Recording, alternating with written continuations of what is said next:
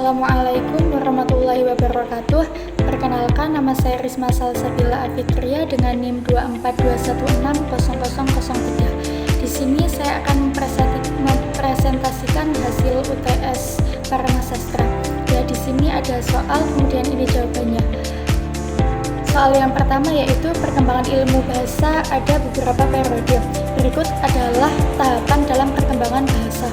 1. Periode kuno atau prasains. Pada periode ini, pemahaman tentang bahasa sebagian besar berdasarkan intuisi dan teori filsuf. Tidak ada metode ilmiah yang digunakan untuk mempelajari bahasa secara sistematis. 2. Periode abad pertengahan. Pada periode ini berpengaruh pada agama, terutama agama Kristen di Eropa, serta mempengaruhi studi bahasa. Bahasa lebih dipelajari dalam konteks teologi dan retorika. Yang ketiga yaitu ada Renaissance dan periode humanisme pada abad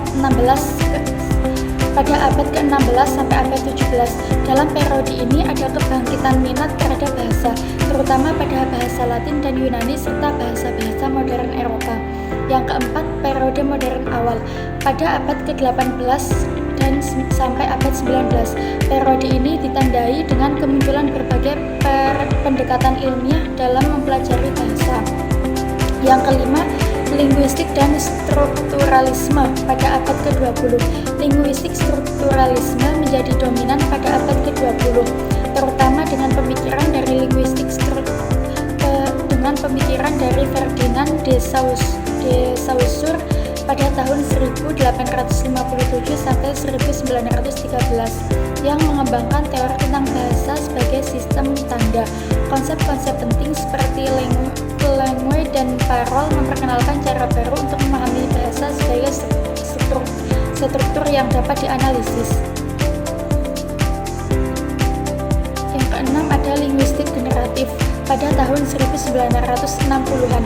Teori ini memperkenalkan ide bahwa bahasa adalah kemampuan mental yang melekat pada manusia dan bahwa ada aturan-aturan universal yang mendasari semua bahasa manusia. Yang ketujuh ada linguistik kognitif pada tahun 1980-an sampai sekarang.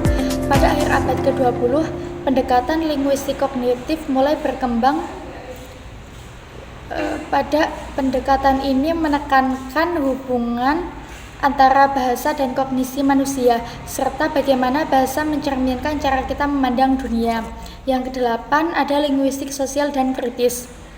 Selain teori-teori yang lebih fokus pada struktur dan kognisi, studi bahasa juga berkembang dalam kaitannya dengan sosial politik dan kritis. Yaitu untuk nomor 1 dan soal nomor 2 yaitu pengertian mikrolinguistik dan makrolinguistik. Mikrolinguistik yaitu ilmu linguistik yang mempelajari hubungan bahasa secara langsung mengenai struktur, cara kerja, sifat, dan lain-lain. Hal-hal yang dikaji dalam mikrolinguistik yaitu linguistik teoretis, linguistik deskriptif seperti fonetik, fonemik, morfologi, sintaksis, semantik, morfosintaksis, dan leksikologi. Lalu ada linguistik bandingan seperti linguistik historis komparatif dan linguistik kontrasif. Setelah itu makrolinguistik yaitu kajian ilmu linguistik yang luas dan tidak terbatas atau suatu ilmu linguistik yang berhubungan dengan interdisipliner ilmu. Adapun bidang makrolinguistik yaitu ada psikolinguistik yaitu perpaduan ilmu linguistik dengan psikologi sebagai bidang yang interdisipliner.